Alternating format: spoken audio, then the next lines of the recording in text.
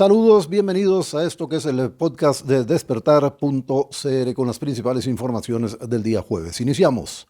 Luego de implementar una estrategia de cobro que llevó al cierre de más de 95 negocios, ahora el Ministerio de Hacienda se enfocará en el tema tecnológico, afirmó el jerarca de la institución, Nogui Acosta. En esa línea detalló que Hacienda prepara varias denuncias penales relacionadas con el uso de la factura electrónica. Según explicó el jerarca, han identificado empresas que estaban enfocadas en vender facturas electrónicas, empresas que no tenían actividad y que vendían facturas, acotó el funcionario. Eso por increíble que parezca. Asimismo, el ministro apuntó que las denuncias no solo serán contra quienes vendían las facturas, sino también irán contra quienes las compraban. Además de trabajar con el tema de factura digital, siguen con lo correspondiente a la mejora en la recaudación de la cartera morosa.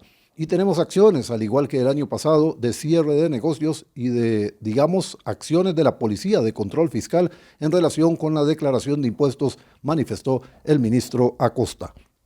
Ojo, eso de la venta de facturas es una cosa curiosísima, porque cuando se emite una factura electrónica, en teoría, el receptor de esa factura debería verificarla en el Ministerio de Hacienda. El término legal no es ese, pero es como registrarla o como ratificarla en el Ministerio de Hacienda, algo que normalmente nadie hace o que la mayoría de la gente no hace.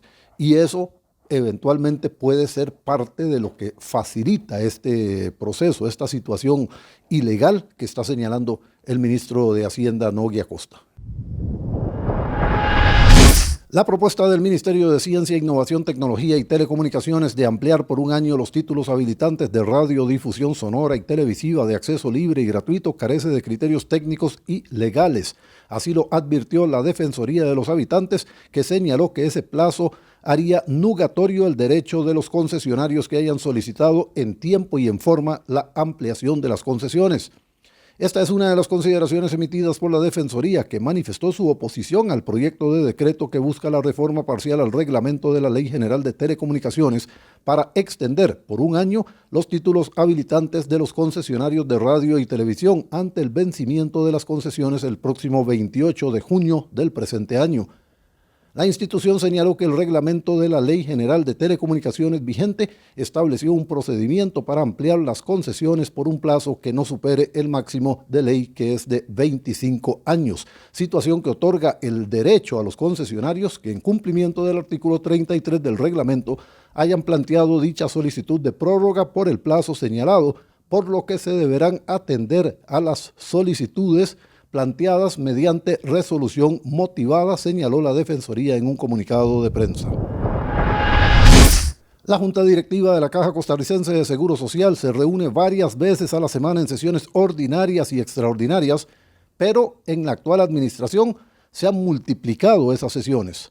Marta Rodríguez, integrante de ese órgano en representación de los sindicatos, denunció que, en su criterio, se está violentando lo que señala el artículo 18 de la Ley Constitutiva de la Caja, que indica que las sesiones ordinarias de la Junta Directiva se realizarán una vez por semana y cuando se trata de asuntos excepcionales, la Presidencia Ejecutiva convocará a sesiones extraordinarias. Rodríguez explicó que la presidenta ejecutiva de la entidad, Marta Esquivel, procede a convocar de manera unilateral las sesiones, con lo cual no se responde a una votación de la propia Junta Directiva. Según Rodríguez, de manera ordinaria los directivos de la Caja deberían sesionar hasta 4 veces al mes y si hay casos urgentes o asuntos especiales, pueden convocar de manera extraordinaria. En este sentido, sostuvo que interpuso una denuncia tanto ante la Dirección Jurídica como ante la Contraloría General de la República para su respectiva investigación. Ojo en este tema, porque revisando la situación, y que viene desde atrás, porque no es un tema de esta administración, en 2021 se aprobó una reforma al reglamento de la Junta Directiva de la Caja Costarricense de Seguro Social. Y en esa reforma, a ese reglamento, se modificó lo que dice la ley, lo cual a todas luces es improcedente y es ilegal. Porque un reglamento establece cómo se va a ejecutar lo que indica la ley, pero no puede modificar la ley porque la ley tiene mayor peso. En el reglamento se estableció un párrafo que dice que Siempre que la Junta Directiva se reúna para ver asuntos ordinarios de la operación de la Caja Costarricense de Seguro Social, se entenderá que la sesión es ordinaria. Y eso no es lo que dice la ley. La ley lo que dice, la ley constitutiva de la Caja, establece que la Junta Directiva se reunirá una vez por semana. No dice al menos una vez y no dice más de una vez por semana. Dice que se reunirá una vez por semana.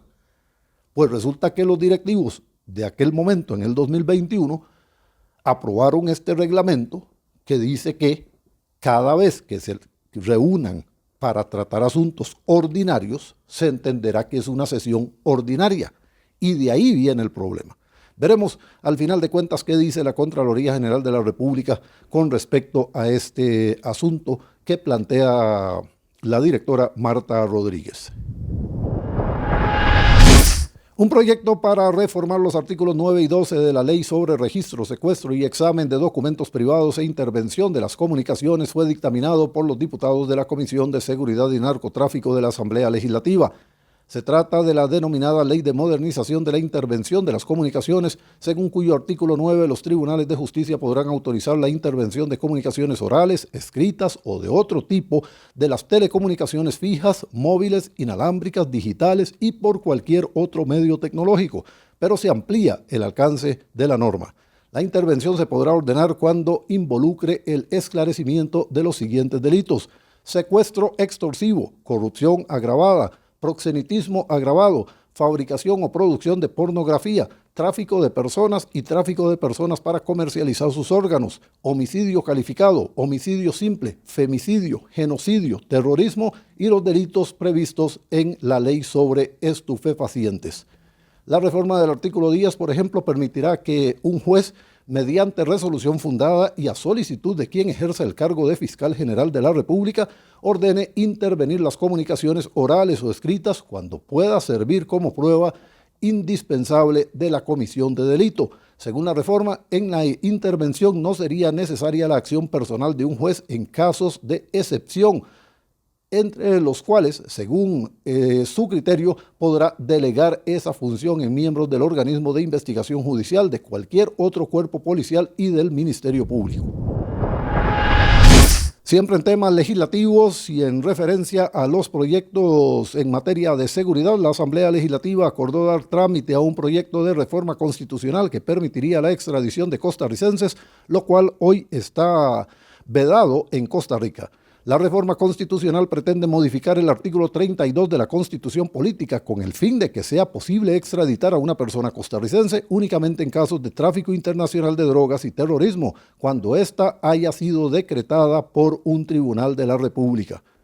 Esta iniciativa fue presentada en mayo de 2023 por parte del bloque completo de diputados del Partido Progreso Social Democrático y tras un año volvió a ser analizada en estas sesiones extraordinarias. El artículo 32 de la Constitución Política quedaría de la siguiente manera en caso de aprobarse la reforma. Ningún costarricense podrá ser compelido a abandonar el territorio nacional, salvo que en casos de tráfico internacional de drogas y terrorismo haya sido decretada extradición por un tribunal de la República de Costa Rica conforme a lo dispuesto en esta Constitución y en las leyes. Ese sería el nuevo texto del artículo 32, que por ahora solamente establece lo siguiente: ningún costarricense podrá ser compelido a abandonar el territorio nacional. Y siempre sobre este mismo proyecto, hay dudas entre algunos diputados sobre la constitucionalidad de la reforma que se plantea. Jonathan Acuña, diputado del Frente Amplio, argumentó que el tema tiene implicaciones significativas y que se deben tomar en cuenta. Sostuvo que su fracción votó a favor de analizar el tema, pero esperarán al pronunciamiento de la Corte Suprema de Justicia y la Procuraduría General de la República. Eliezer Feinstein, legislador del Partido Liberal Progresista, añadió que en su bancada se tomó la decisión de votar favorablemente la admisibilidad de la reforma para que la comisión pueda investigar a fondo el plan. Sería peligroso permitir la disminución de derechos mediante una reforma parcial de la Constitución. Hay que entender si sí o no esta reforma vendría a limitar o reducir los derechos de los costarricenses, explicó el legislador. Su colega del Partido Liberación Nacional, Dani Vargas, mostró su apoyo a la admisibilidad del proyecto y agregó que se atrevería a decir que sería la más importante que se ha hecho en el país desde 1949. Entre tanto, el líder de Nueva República, Fabricio Alvarado, fue claro en señalar que están de acuerdo con el análisis, pero para ellos debería ampliarse la extradición a delitos como la trata de personas o delincuencia organizada en general. Para el legislador oficialista Daniel Vargas, los intereses personales de los nacionales jamás deben interponerse por encima de nuestra sociedad. Por eso dijo, se deben de hacer cualquier cambio para contener a estas personas. En el campo internacional, desde Pekín, China inició este jueves 2 días de ejercicios militares alrededor de la isla de Taiwán como fuerte castigo por los actos separatistas en este territorio tras la investidura de un nuevo presidente detestado por Pekín. El Ministerio de Defensa de Taiwán dijo que había detectado 49 aviones chinos en el marco de las maniobras de Pekín, de los cuales 35 cruzaron la denominada línea media, en referencia a la línea que divide el estrecho de Taiwán, situado entre la isla y China continental. Considerado por las autoridades comunistas como un peligroso separatista, Lai Ching-te asumió el lunes como presidente con un discurso en el que celebró la democracia de Taiwán e instó a China a cesar su intimidación política y militar sobre la isla.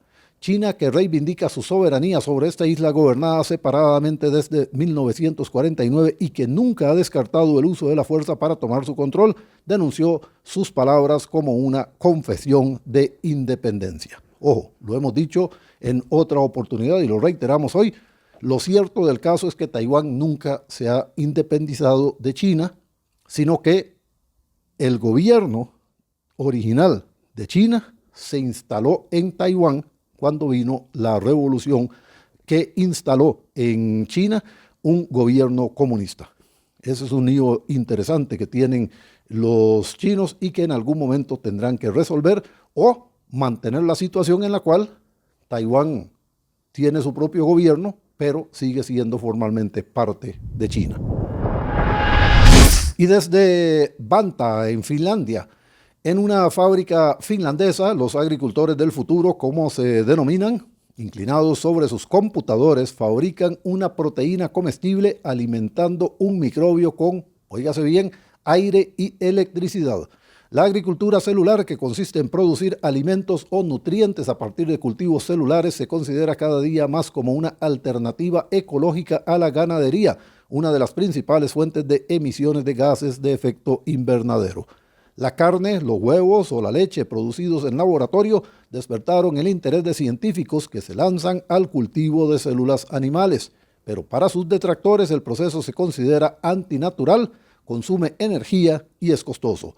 El grupo Solar Food va más allá y en su planta recién inaugurada cerca de Helsinki, los científicos despliegan una nueva tecnología para cultivar proteínas a partir de células utilizando aire y electricidad.